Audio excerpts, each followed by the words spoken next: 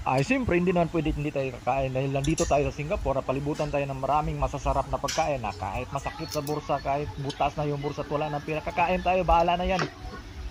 Pagkatapos ko nang kumain, isipin ko kung gaano kasakit sa bursa yung nabayaran ko kasi medyo mahal talaga yung pagkain nito. Pero kakain ako dahil hindi ako nakakain dati nito at ngayon lang ako nakakain na. Siyempre magkinamay tayo at doon tayo kung saan tayo komportable. At grabe talaga tong chicken ito, sa sobrang lambot talaga, pati buto makakain mo. Hindi ko tuloy maisip kung gaano karaming gasol yung ginagamit nito. Yung aso ito, nako, hindi na talaga makakain ng buto kasi pwede mo nang kainin yung buto. Aba, syempre, hindi naman pwede kung hindi tayo magagamit ng sausaw method kasi ganito daw talaga yung pagkain ko. Isasawsaw mo talaga, gamitin mo talaga yung sausaw method. At dito nga ako kumain ngayon kang Mr. Prata. Tapos tuloy bigla kong naalala yung kabataan ko, yung kapanahonan na binibilog-bilog ko yung pagkain tapos sinasawsaw ko sa asin. Yung parang parata ba yan nga, chararang. At yan na nga, na dumating na nga yung pagkain. Siyempre pagtingin ko sa pagkain talagang parang matapang talaga yung kaya ka talagang ipaglaban. Matapang talaga yung lasa nito. Siyempre hindi pwedeng kainin kagad yan. Aba siyempre kailangan pa yan i-picture, pagkatapos videohan, pagkatapos pang story ba, pang story, pang reels, pang TikTok yan, bahala na, bisa saan na yun, Instagram, Twitter, nako. Ay, kailangan din tikman natin yan. Huwag tayong padlos-dalos. Tikman natin ng konti para matansya natin yung gaano kasarap yung lasa ba. Tapos sausaw natin dyan sa medyo sauce na dyan. Tapos tikman natin, ganyan, ganyan. Tapos, masarap pala eh. Masarap talaga siya. Medyo matapang pero masarap din siya. Parang ipaglaban ka na parang hindi ba. Tapos hindi ko nang pinatagal, kumain na talaga kasi gutom na ako kasi hindi rin ako nagtanghalian, panghapunan na talaga kaagad para mausar na yung gasto ba. Hindi na maraming pira magasto ka para makatipid rin. Tapos nakita ko yung isang prata ba, ba't may butas to? Saan kaya yung part na yan? Ba't may butas? Siguro galit yung kusinero dyan, pinalo ng sandok. Tapos napaisip lang ako ba, parang mali yata yung order ko dito kasi yung order ko may kape, para talagang pangagahan tong na-order ko dito pang hapunan na.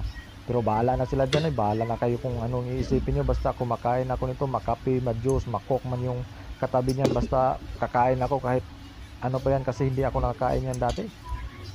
Yung lasa talaga ng chicken curry nila, tapos yung sauce sobrang sarap talaga, matapang siya pero bagay na bagay talaga sa dun sa apa or dun sa prata kasi yung prata matabang, tapos pag isawsaw mo tarang balance na talaga yung lasa, hindi na siya sobrang tapang kasi yung prata hindi naman siya malasa, matabang siya, pagkain mo talagang balance at masarap na siya, na dadama mo talaga yung sarap.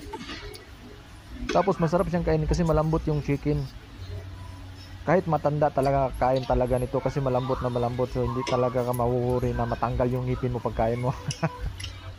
Kaya yan, kain na tayo.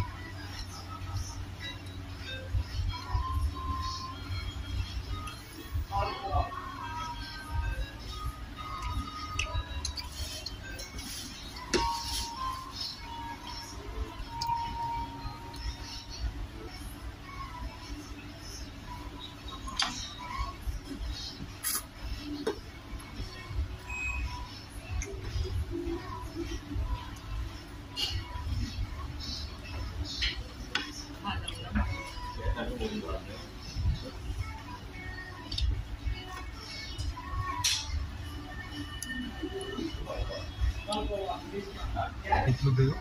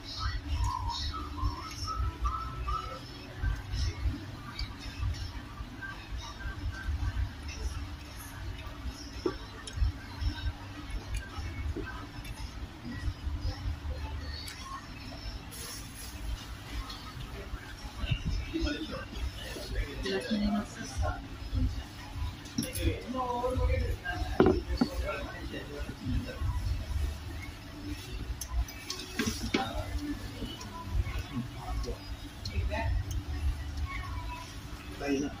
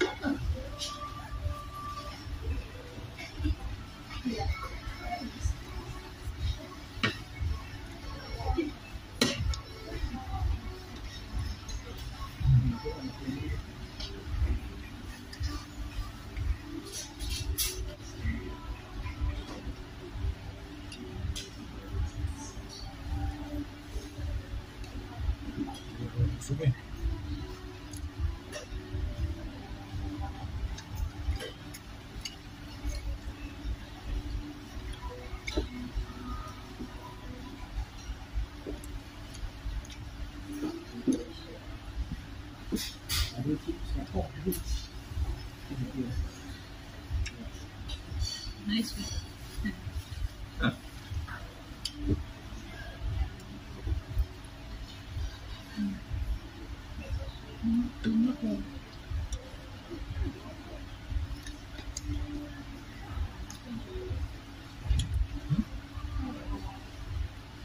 Ano ba ito?